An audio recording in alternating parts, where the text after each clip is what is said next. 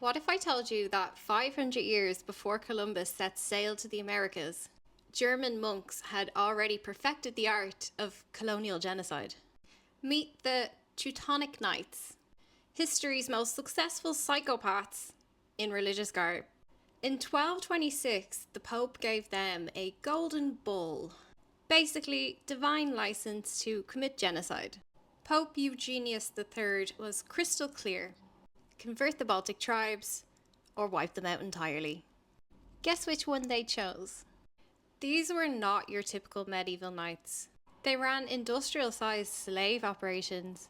Their own chroniclers described capturing raids like shopping trips. Peter Suchenworth was an Austrian poet and herald in the late 14th century. He accompanied Duke Albrecht III of Austria on a military campaign in Prussia in 1377.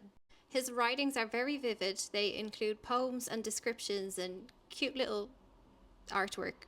He writes about an event that took place in what is now Bosnia-Herzegovina, which says, and I quote, "Women and children were taken captive. What a jolly melody could be seen. Many a woman could be seen, 2 children tied to her body, one behind, one in front. On a horse without spurs, barefoot they had ridden here. The heathens were made to suffer. Many were captured, and in every case were their hands tied together. They were led off, all tied up, just like hunting dogs." Astonishing use of the word jolly. Suchenworth was a contemporary witness, and what he witnessed was systematic torture. Jolly, that's the word they used. They deliberately avoided converting Lithuanian prisoners. Christian slaves had rights, but pagan slaves could be worked to death. Brilliant business model, really. Torture was systematic. Resistors got, and I quote, "tied to their horses and burned alive, stakes driven through their bodies or flayed." The Order wrote this down, matter-of-factly, as if it's a recipe. The Order controlled everything: trade, manufacturing, slave labour. They built Europe's first state-controlled colonial economy. German settlers got financial incentives to move onto the stolen land via a process called Ostsiedlung. This was planned demographic replacement. The entire headquarters was built with slave labour. Archaeological evidence shows that these construction projects involved thousands of slaves. They worked in harsh conditions and they had high mortality rates. Many of those who died while the buildings were being constructed got buried either underneath or into the structures themselves. This building was made with actual human bones. They operated brothels despite being monks, and they would kidnap Prussian girls. When the girls got too old, which is about 16, they murdered them and brought in fresh ones. The last recorded slaves in Livonia died in 1455. So we had 2 full centuries of systematic government-led human trafficking. The old Prussians, the actual Prussians, were completely exterminated. Not defeated, not converted, exterminated. Contemporary German sources admit this was a genocide. German writers have called the Order a giant without faith or shame built on the rubble of ill-treated humanity. In Gdansk, they massacred 10,000 civilians in one day. The Teutonic Order proved something terrifying. Genocide pays. And this became the blueprint for another 5 centuries of European colonization.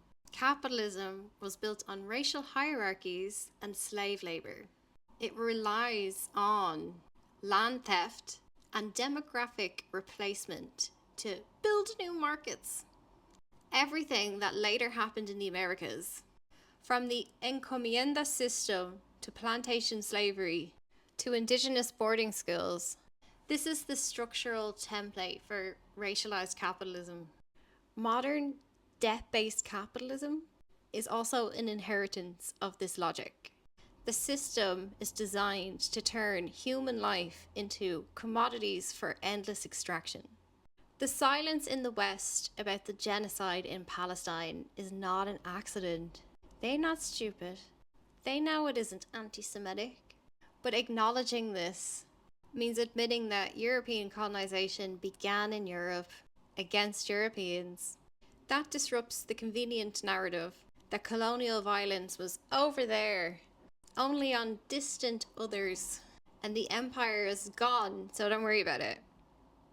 If the order's activities are exposed as religiously justified ethnic cleansing, it complicates the narrative that Christianity brought civilization or has any sort of moral authority. Wrong. But it's important because recognizing this as early genocide demands us to confront the ongoing colonial logistics that are embedded in European politics. The muted memory of this genocide in the Baltics is an act of willful forgetting that sustains historical amnesia, and it sustains an illusion that European modernity came without any of its own foundational atrocities. This video should be revealing and make you slightly uncomfortable with just how much of Europe's collective memory was built on a lie.